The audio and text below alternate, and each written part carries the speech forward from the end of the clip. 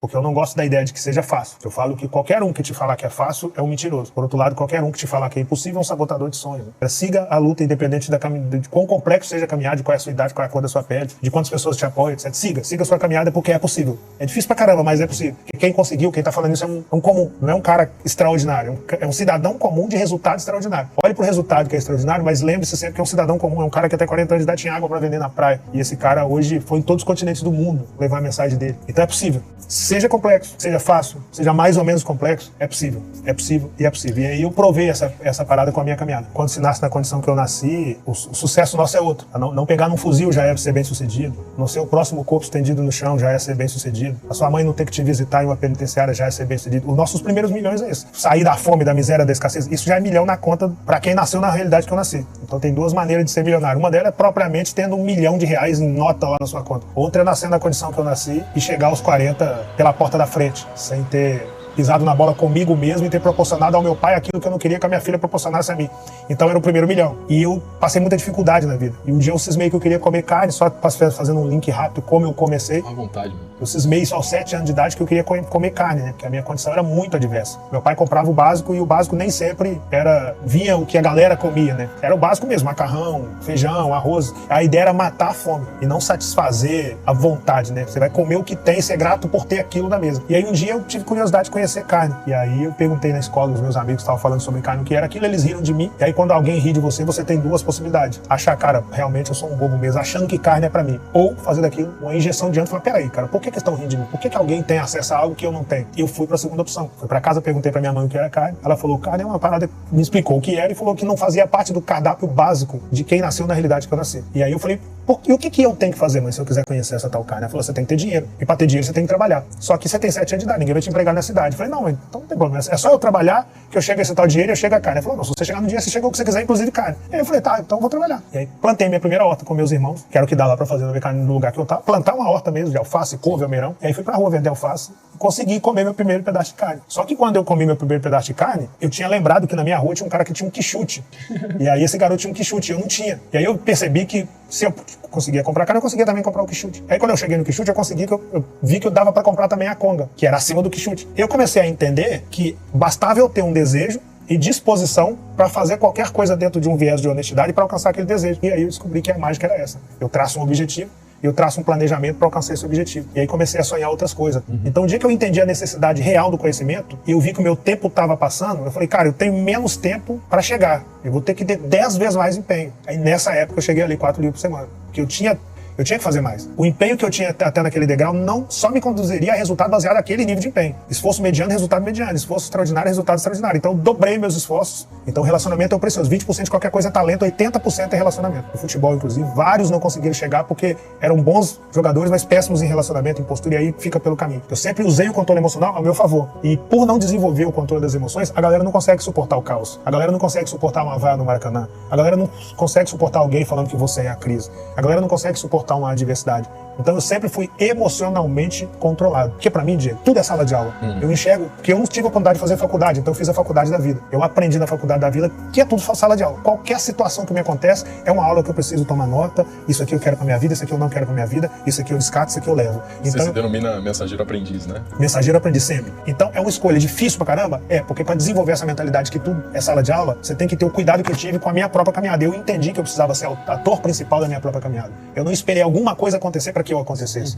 Eu fui buscar conhecimento, eu fui me espelhar no meu pai. Isso é muito importante, porque sozinho e sem autorresponsabilidade você não consegue ter essa visão. Aí você de fato se perde pela falta de visão, não é pela falta de aula. Porque você fala, mas você foi fácil, você teve o seu pai.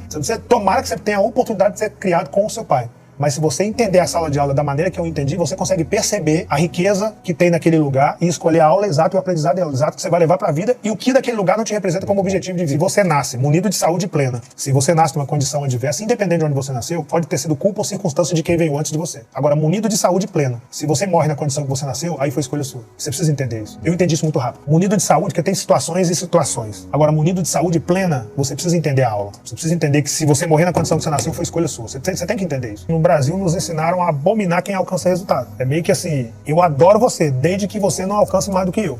A vida aqui embaixo pode ser um caos, nada de justiça, ou quase nada de justiça, mas Deus, meu parceiro, se você plantar, você vai colher aquilo que você plantou. Na hora dele, na hora que for sua vez, ninguém toma o seu lugar. Não tem alguém que chega atrasado ou chega adiantado, é tudo no tempo dele. 1 Pedro capítulo 5, versículo 6, humilhados porém debaixo da potente mão do Senhor Deus, para que no seu tempo ele venha exaltar. Então se você tiver a fé que eu tenho, o garoto de comunidade eu falo, se tiver a fé que eu tenho e a lealdade que eu tenho para plantar aquilo que eu quero colher, você vai colher. Talvez você não colhe na velocidade que você quer, mas você vai colher. Segundo, não esquecer de ser grato ao degrau que você está. Seja lá qual for a vida, como que tá dentro da casa do garoto que chegou na comunidade. Chega lá no caos. Tudo que outro garoto queria ter é a vida que ele tá chamando de péssima. Ele tem que saber disso. Então eu preciso ser grato ao degrau que eu estou e tá de olho no próximo nível. Porque a vida, ela tem uma precisão cirúrgica em punir o ingrato e deixar ele naquele degrau ou jogar ele escada abaixo. Se ele não é grato ao que ele tem, ele não é digno de ter mais do que aquilo. Terceira, o partilhar. Eu costumo dizer que o doar desbloqueia o receber. A vida tem uma precisão cirúrgica em desbloquear o receber daquele que doa. Isso, inclusive, é capítulo do meu segundo livro. Tente entender a sua família. Se ela tem alguém que sirva como referência para você, deixa essa pessoa saber que ela serve de referência para você, assim como eu deixo meu pai saber. Agora, se na sua família não tem ninguém que te serve como referência, seja essa pessoa. Para que a partir da sua pessoa, naquela família tenha alguém que sirva como referência. O seu sonho tem que ser estar entre os melhores do planeta. Aí você me fala, mas eu não consigo estar entre os melhores do planeta. Então tenta estar entre os melhores do seu país. É muito grande, não dá para mim. Tenta estar entre os melhores do seu estado. Não dá, os melhores da sua cidade. Não dá, os melhores do seu bairro. Não dá, o melhor da sua rua. Não dá, o melhor da sua casa. Não dá, então você tem que ser esse cara. Para que outras pessoas tenham você como referência. O que faltou para você. Ninguém teve milhão na sua família, a partir de você tente ter milhão. Outra coisa é brilho no olhar em tudo que você faz. Quando eu vendia água na praia, eu chegava na praia, pegava minha água e falava, dizem que os meus olhos brilham quando eu falo disso. Assim como você, quando fala de futebol, o seu olho brilha. Quando você fala da bola, o seu olho brilha. Quando você fala do jogo, o seu olho brilha. Era muito nítido. Eu tive a grata felicidade de te assistindo lá, levantando várias casas. Era nítido o brilho no olhar. Não apenas na vitória, mas na derrota. Você falava, preciso entender essa derrota para que a gente corrija isso. Porque às vezes na derrota você conta a chave da próxima vitória. Você mostrava isso na sua clareza, na sua convicção de que dava para dar a volta por cima depois de um jogo muito ruim. Venda não é dom. Algumas pessoas falam, eu tenho um dom de vender. Não, se você fala que tem um dom de vender, você precisa aprender sobre venda, porque venda não é dom. Olha só. Pura técnica, é igual futebol. É técnica, é treinamento. Você treinava cobrança de pênalti, porque se um dia você fosse convidado a cobrar um pênalti, você precisa saber o que fazer quando a bola tá ali, suportar a pressão. Era treinamento. Se você não treina, você não consegue fazer bem. E o vendedor, o bom vendedor, o diferencial dele é que ele treina. Que tipo de treinamento assim? Fala. Primeiro, o controle emocional para lidar com os nãos. Porque o cara que alcança resultado extraordinário não é o que vende mais, é o que suporta mais não. Se você não consegue suportar não, você não consegue alcançar o extraordinário. O jogo do extraordinário não tem a ver com sim. Tem a ver com isso aqui, eu pegava minha água, eu precisava saber qual era a minha meta. A meta de um jogador de futebol na Libertadores é ganhar a Libertadores. A minha meta era vender água. Então eu precisava determinar quantas águas que eu quero vender por dia.